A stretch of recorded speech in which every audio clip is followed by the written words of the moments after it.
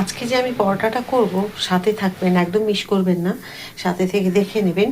আর নিয়েছি আমি ময়দা, আপনারা আটা দিয়েও করতে পারেন, কিন্তু ময়দা দিয়ে করলে একটু বেশি ভালো হবে, দেখতেও ভালো হবে, খেতেও একটু আলাদা হবে। তো নিয়েছি ময়দা, আমার যতটুকু লাগবে সেই পরিমাণ নিয়েছি। আন্দাজ মতো নুন দিয়ে দিলাম, খাবার সোডা দেবো, পরিমাণ মতো চিনি।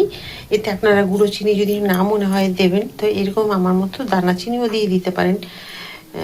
তো এটা ভেজানো থাকবে তো এখন 2-3-4 ঘন্টার জন্য, তো এরকম চিনি ততক্ষণে গলে যাবে। আর মনে হয় যদি গুঁড়ো চিনি দেবেন তো গুঁড়ো চিনিও দিতে পারেন। দেব পরিমাণ মতো তেল, 100 গ্রাম দইকে আমি এখানে ফেটিয়ে আর জল দিয়ে একটু গুলে রেখেছি।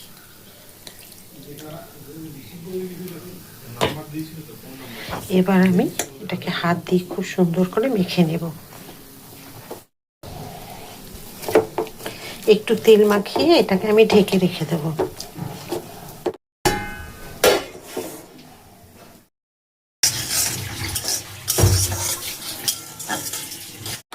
গ্যাস অফ করে দিলাম। আর সুজিগুলো হালকা একটু ভেজে নিতে হবে, খুব বেশি লাল করে ভাজার দরকার নেই। এই যে দেখুন, এবার একটু ঘি দিয়ে দিলাম, ঘি দিয়ে আবার একটুখানি নাড়াচাড়া করে নেব ভালো করে।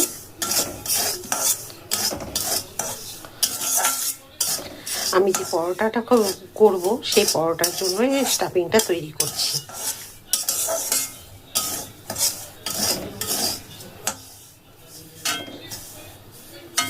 আপনারা এখানে ঘিয়ের পরিবর্তে বাটারও দিতে পারেন, তবে ঘিটা দিলে গন্ধটা বেশ সুন্দর আসে।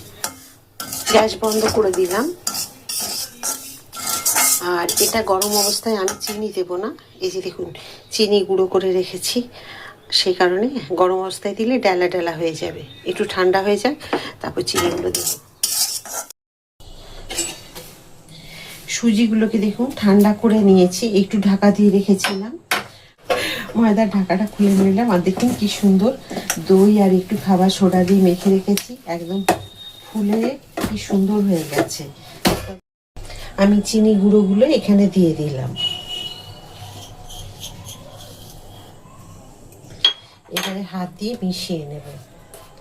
এটা কিন্তু জল দিয়ে ভেজানো যাবে না, বা জল দেওয়া যাবে না, দুধ দেওয়া যাবে না, কিছুই না, এইরকমই থাকবে মেশানো।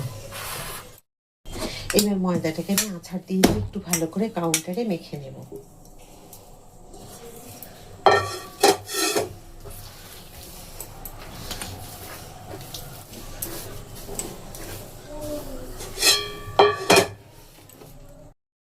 এবার আমি লেচি করে নেব, ঠিক এইরকম পরোটার মতো যেরকম লেচিগুলো আমরা করি, ঠিক সেই রকম লেচিগুলো করে নেব।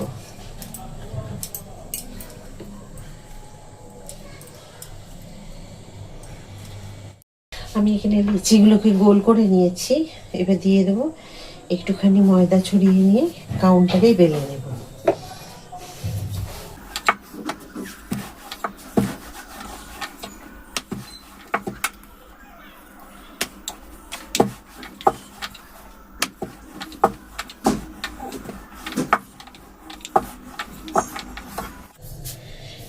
দিয়ে দেবো একটু তেল, এইভাবে দিয়ে দিতে হবে তেল।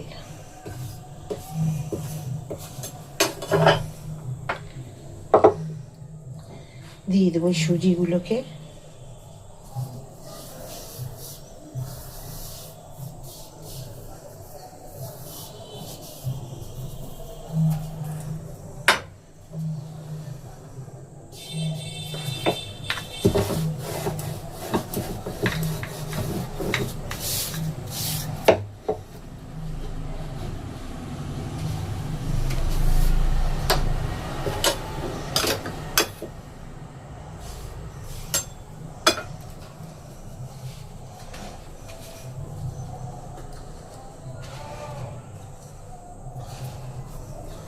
এই যে ভাঁজ হয়ে গেল। আবার একটু ময়দা ছড়িয়ে ভেজে নেব, এইভাবে চৌকো করে বেলে নেব।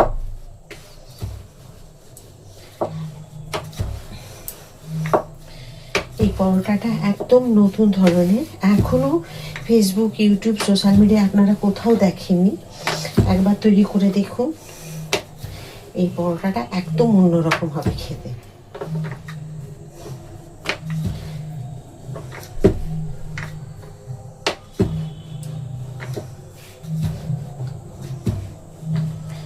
ব্যাস, তো আবার ভেজে নিয়ে একটা দেখিয়ে দিচ্ছি আপনাদের। দেখুন, এই যে দিয়ে তেল দিয়ে দিলাম,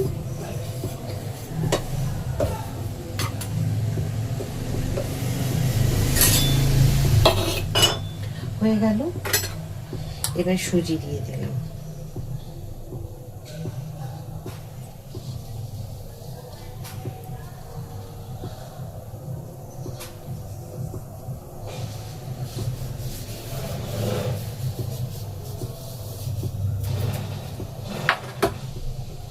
এবার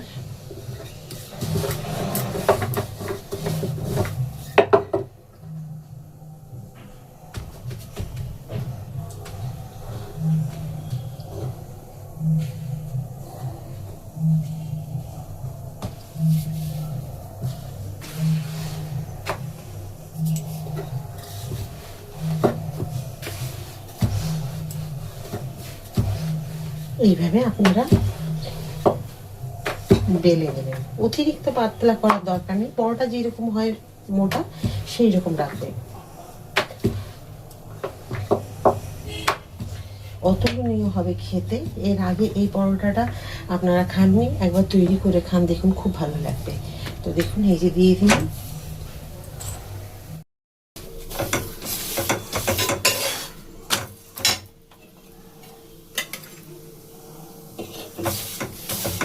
আমি যে এরকম অল্প তেল দিয়ে পরোটা ভাজি, ঠিক সেই রকম আপনারা দেখুন কিরকম হচ্ছে।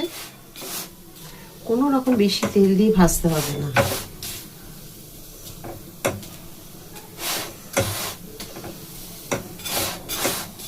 আর মিডিয়াম টু লো ফ্লেমে ভাজবেন, দেখবেন পুড়বেও না, অথচ একটা ভাজতে ভাজতে আরেকটা আপনার বেলাও হয়ে যাবে ওই সময়ের মধ্যে। দেখুন,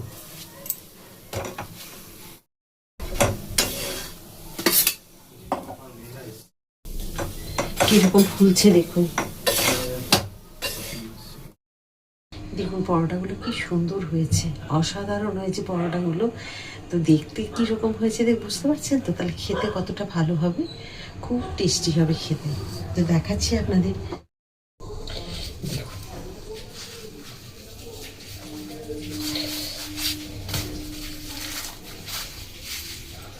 কতটা খাস্তা মুচমুচে হয়েছে দেখুন।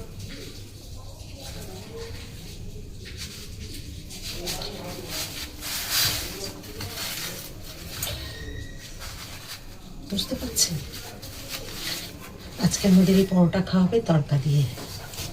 দেখুন, আজকে তড়কা আর সুজি দিয়ে যে পরোটাটা করেছি, ভাজ পরোটা, সেই পরোটাটা এর সাথে এটা আপনি আলুর দম দিয়ে, আলুর চচ্চড়ি বা চিকেন বা তড়কা যেটা দিয়ে খুশি খেতে পারেন। তো কেমন হয়েছে আজকে সুজির ভাজ পরোটা? আশা করি আপনারা এই পরোটাটা প্রথম দেখবেন আর তৈরি করা দেখেছেন তো, খুব সহজ, যে সুজি বেরিয়ে যাবে, ফেটে যাবে, ছিঁড়ে যাবে, কোনো রকম না। আমি খুব সহজে দেখিয়েছি, আপনারা অবশ্যই এটা তৈরি করে খান। দেখুন কি যে অসাধারণ লাগবে, আর অন্য পরোটা তৈরি করে খাওয়ার ইচ্ছেই হবে না, বারবার মনে হবে এটাই তৈরি করি। এর আগে তো আশা করি কোনোদিন দেখেননি আপনারা এই পরোটাটা। তো আমি যেভাবে দেখালাম অবশ্যই তৈরি করে খান। আর যদি ফেসবুক থেকে দেখে থাকেন ফলো করে দেবেন, আর ইউটিউব থেকে দেখলে লাইক, সাবস্ক্রাইব আর শেয়ার করে আমার সাথে থাকবেন। কেমন হয়েছে পরোটাটা কমেন্ট করতে ভুলবেন না। তো আবার একটা নতুন কোনো রান্না নিয়ে আপনাদের সকলের কাছে আমি চলে আসবো। সবাই খুব ভালো থাকুন। রাধা রাধা।